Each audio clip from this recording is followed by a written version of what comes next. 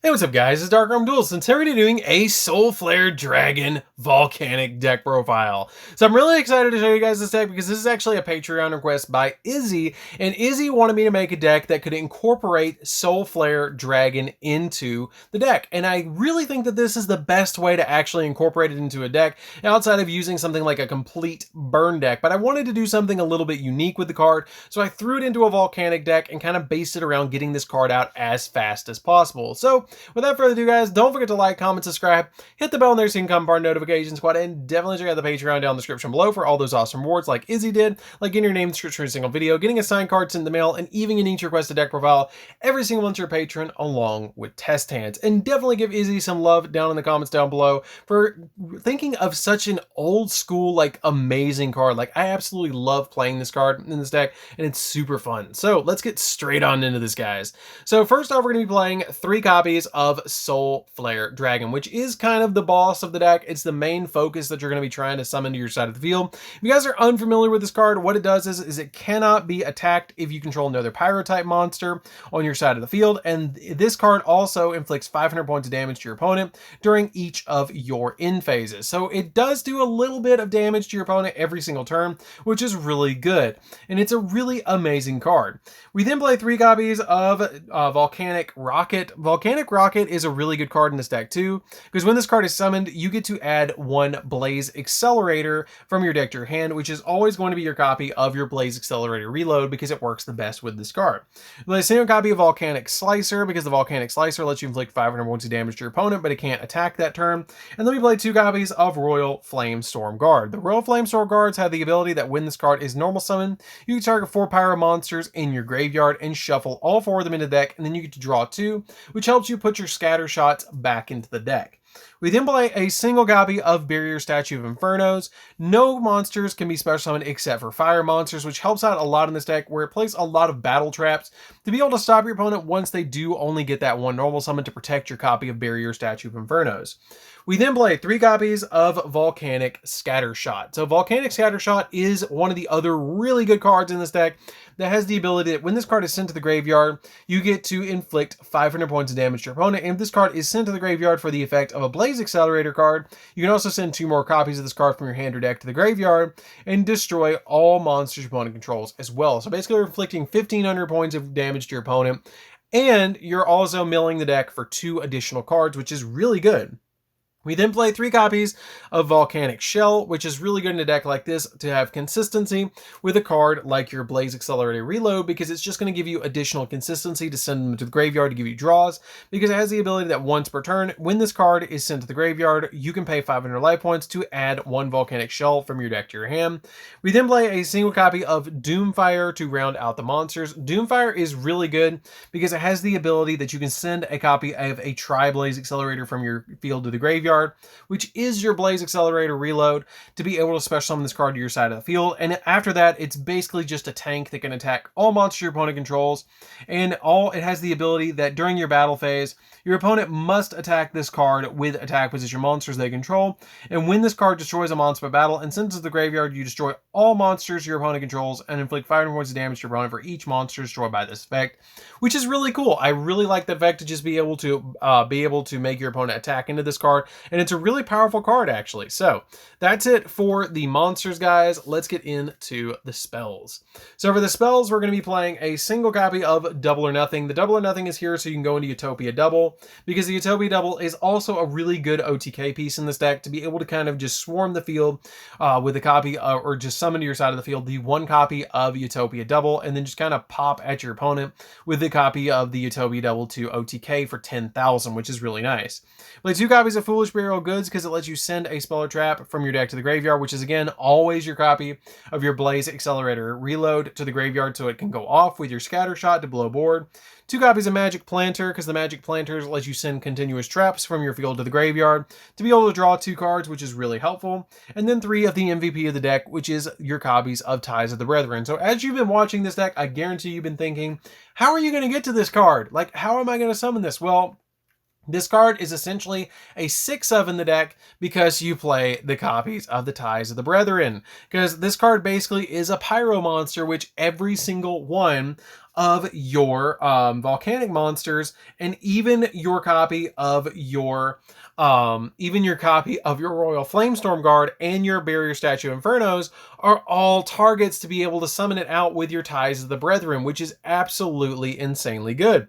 So basically, in every single turn, just about, you're going to open up a way to get to your Soulflare Dragon with a copy of your Barrier Statue of Inferno to be able to kind of shut your opponent down and they can't attack into it, which is really helpful. So this card is absolutely a must-have in this deck. So that's it for the spells, guys. Let's get into the traps. So for the traps, we're going to be playing 2 copies of Storming Mirror Force, just to kind of bounce cards back to our opponent's hand if they do try to attack into our Barrier Statue, because the Barrier Statue plus Soul Flare, or multiple Soul Flares, is the main way that you're actually going to be summoning them to your side of the field and getting the protection to burn your opponent for 500 every end phase, which is really helpful. And basically this card is going to help you non-targeting bounce the card, so a lot of times this card can just bounce anything off the field, and it's arguably the best Mirror Force. We then play 3 copies of Magic Cylinders because it's Izzy's favorite card, just about. I love playing this in decks, and it does surprise your opponent to be able to burn them out a little bit more, especially in a deck like this, to drop a Magic Cylinders against your opponent, to be able to just inflict that extra amount of damage against them is just really nice in a deck like this. We then play for the continuous traps, double Summon Limit. Summon Limit is really good because neither player can special summon 2 or more times in a turn, which is fine for us because we're never going to summon more than 2 or more times in a turn unless we summon out a copy. Well, actually, no. We never really will summon more than 2 or more times in a turn, because usually if we'll normal summon, we'll Ties of the Brethren, and then we're done, or we'll just normal summon a monster and set a bunch of back row and we'll be fine. We then play 2 copies of Fiendish Chain because this also helps you from not getting attacked, which is really nice. And especially if you have a copy of the Barrier Statue of Infernos on your side of the field, this card can really help you out protecting from it because it negates a monster's effect, and it also has the ability that that monster can't attack. So if you have Barrier Statue of Infernos and a Fiendish Chain, you're probably gonna be okay. We then play 3 copies of Crackdown. Crackdown is really good in this deck because it activates by targeting a face-up monster opponent controls, and then you take control of that monster, and then while you control that monster, it cannot attack or activate its effects, and when that monster leaves the field, you destroy this card. So this card is really, really good at basically just taking away that monster that your opponent just normal summoned to their side of the field, and basically stops the play, because when you have Barrier Statue of Infernos on your side of the field and the Soulflare Dragon backed up with either a Crackdown, a copy of Storming Mirror Force, or a Fiendish Chain, or even a Magic Cylinders, you're basically going to tell your opponent they can't play that turn because you're going to either take the monster, bounce the monster, make them smack themselves with the monster, or negate the attack and make it so the effect is negated as well. So you have a bunch of control cards here to be able to stop them from getting through your Barrier Statue or your Soul Flare. And for the last card of the main deck, we're going to be playing 3 copies of Blaze Accelerator. So Blaze Accelerator has the ability, this card's name is treated as Tri-Blaze Accelerator while it's on your spell and trap card zone. And then during either player's main phase, you can send a Volcanic card from your hand to the graveyard, and if you do, you draw a card. And you can only use the effect of this card once per turn, and then it also has the ability, if this card is in the graveyard during either player's main phase, you can banish this card from the graveyard to send any Volcanic card from your deck to the graveyard. So as long as you have access to this card either on your field or in your graveyard, you're going to be able to send the Scatter Shot to grave to board wipe your opponent, which is absolutely crazy. So that's it for the main deck, guys. Let's get into the extra deck. So for the extra deck, we're going to be playing a single copy of Gaga Cowboy because you can Cowboy for game in this deck. I thought it was a nice touch to this deck to be able to summon Gaga Cowboy in defense and burn your opponent for 800 additional points if you do so need to. It's really nice. We then play a single copy of Tornado Dragon because it can pop spells and traps, which is also really nice. Evilsworn Exciton Knight to blow board just in case you need to. Number 60, which is a Fire XZ monster, and it can double the attack of a monster, let you draw 2, discard 1, or revive a card from the graveyard by skipping a certain phase. For example, if you draw 2, you skip your draw phase. If you special summon a monster, you skip your main phase. And if you double the attack of a monster, you skip your next battle phase. We then play a single copy of Baguska, kind of slow the game down a little bit to be able to make it so you can play more into the burn aspect of the deck. 1 copy of Utopia Double because it helps us OTK a little bit more in this deck, because the Utopia Double has the ability that when you summon it, you detach a material, add a double or nothing from deck to hand, and then overlay on top of this card a copy of Utopia. The Utopia will come out at 5,000. You can then attack your opponent with Utopia, drop the double or nothing, or negate the attack, drop the double or nothing, and then swing for 10,000 because this card was at 5,000. The attack was negated, so you met the requirements for the double or nothing to be able to OTK for 10,000. We then play a single copy of Utopia the Lightning, just in case we hard draw into the copy of Utopia double, or the double or nothing. You're going to have the copy of Utopia the Lightning to kind of go into some more plays, which is really nice. And then we play a single copy of AA Zeus, because the AA Zeus has the ability to kind of board wipe as well. The Exciton Knight already kind of does this, but if any of your Xyz monster battles, you can then just use the Zeus to be able to board wipe anyways. For the Link monsters, we're going to be playing a single copy of Access Code. This can be Borreload, Boral Sword, Boral, any of the Borals if you want to play any of those monsters over this card.